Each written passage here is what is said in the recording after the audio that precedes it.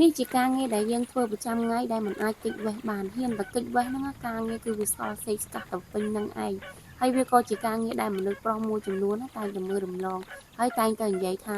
អូននៅតែផ្ទះសោះមើលកូនសោះនឹងហត់ដែរបងឲ្យបានហត់ចេញទៅធ្វើការនៅខាងក្រៅត្រូវថ្ងៃផងមេស្ដីឲ្យផងហត់សឹងប៉ុន្តែត្រូវចាំថាការងារមនុស្សប្រុសពេលដែលទៅចេញស៊ីឈ្នួលនៅខាងក្រៅគឺគេមានសៅរ៍មានអាទិត្យគ្រាន់បានសម្រាប់ខ្លះហើយថ្ងៃអាទិត្យសម្រាប់ហ្នឹងគេចង់ទៅលេងទីនេះគេចង់ទៅលេងទីនោះគេចង់ញ៉ាំនេះគេចង់ញ៉ាំនោះព្រោះដោយសារតែថ្ងៃអាទិត្យហ្នឹងគឺគេសម្រាប់បានតែមួយថ្ងៃហ្នឹងទេប៉ុន្តែរីឯការងារប្រចាំថ្ងៃនេះដែលខ្ញុំធ្វើគ្មានថ្ងៃសៅរ៍ថ្ងៃអាទិត្យអីទេហើយបើថ្ងៃណាចង់ទៅដើរលេងខាងក្រៅវិញតើតែយើងនឹងធ្វើការងារនៅក្នុងផ្ទះនឹងឲ្យរួចរាល់សិនបានដើរលេងបានហើយបើសិនជាចុងសប្តាហ៍ប្តីគាត់ចង់បរួលដើរលេងថាអូនហើយតោះយើងទៅដើរលេងនៅទីនេះលេងនៅទីនោះទាំងអស់គ្នាបានម្ដងព្រោះដោយសារតែថ្ងៃអាទិត្យហ្នឹងបងសម្រាប់បានតែមួយថ្ងៃអញ្ចឹងបងចង់នាំអូនហើយនឹងកូនដើរលេងថ្ងៃនោះហើយគឺជាថ្ងៃដែលខ្ញុំត្រូវងើបពីព្រលឹមស្រាងមន់មិនទាន់នឹងល្ងាវផងគឺខ្ញុំត្រូវតែងើបធ្វើការងារក្នុងផ្ទះឲ្យរួចរាល់ឲ្យអស់ពេលដែលយើងដើរលេងខាងក្រៅទៅមិនខ្វល់ខ្វាយរឿងការងារផ្ទះដែលយើងធ្វើមិនទាន់ហើយបើថ្ងៃណាយើងល្អូថាហត់ណា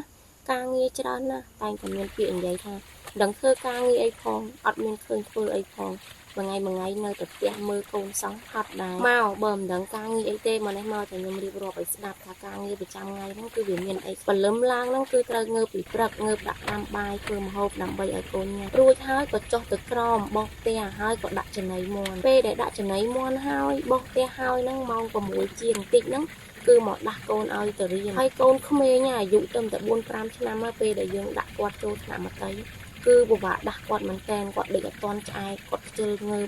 យើងលើកទៅយើងលួងទៅអញ្ចឹងគឺយើងត្រូវលុបមុខឲ្យគាត់ស្លៀកពាក់ឲ្យគាត់រួចហើយបញ្ចុកបាយគាត់ឲ្យឆ្អែតហើយទើបជូនគាត់ទៅសាលារៀនហើយពេលដែលជូនទៅសាលារៀនហ្នឹងហើយគឺត្រូវឆ្លៀតចូលទិញសាច់ជ្រូកទិញត្រីទិញបន្លែទៀតដើម្បីយកមកធ្វើម្ហូបនៅឯផ្ទះហើយពេលមកដល់ផ្ទះតិចថាអស់ការងារមែនទេមកដល់ផ្ទះហ្នឹងពេលព្រលឹមឃើញថ្ងៃបើកល្អហ្នឹងគឺយើងរូបរះទៅបោកកៅអៅហ្នឹងឯងកៅអៅបោកមួយកត្រកពីរកត្រកហ្នឹងយ៉ាងហោចណាស់ក៏ប្រើ1ម៉ោងក៏រយៈពេលទៅ2ម៉ោងដែរហ្មងទៅហើយពេលដែលយើងបោកកៅអៅហើយរួចសន្លឹងមើលម៉ោង10ល្មមដល់ម៉ោងដាំបាយល្មមហ្នឹងឯងអាបោកកៅអៅរួចហ្នឹងមិនទាន់បានសម្រាប់ទេដល់ម៉ោងដាំបាយហ្នឹងគឺត្រូវរូបរះដាំបាយហើយស្លឲ្យឆ្អិនឲ្យបានមុនម៉ោង11ដើម្បីទៅយកកូនអញ្ចឹងម៉ោង10:40នាទីហ្នឹងរួចរាល់ការងារចឹងចាប់ផ្ដើមជិះម៉ូតូទៅយកកូនចេញពីរៀន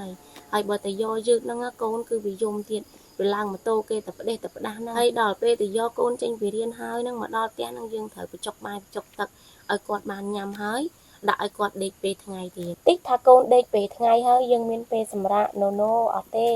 ពេលថ្ងៃហ្នឹងហើយដែលយើងឆ្លៀតធ្វើការងារផ្សេងដែលពេលព្រឹកយើងធ្វើមិនទាន់ហើយរួមទៅការងារធ្វើអានេះបន្តិចធ្វើអានោះបន្តិចហ្នឹងដល់ល្ងាចល្មមល្ងាចហ្នឹងចាប់ផ្ដើមបូមទឹកស្រោចចំណាំអីជុំវិញផ្ទះហើយអស់ដល់ម៉ោង5ល្ងាចល្មមម៉ោង5ល្ងាចហ្នឹងក៏ឡើងមកដាក់ដាំបាយស្លឲ្យឆ្អិនទៅហើយក៏នាំកូនហ្នឹងមកមួយទឹកបញ្ចុកបាយបញ្ចុកអីរួចហើយម៉ោង7ម៉ោង8ហ្នឹងបានយកគាត់ដាក់គេអញ្ចឹងហើយបានយើងបានសម្រាប់តតែគាត់គេងលក់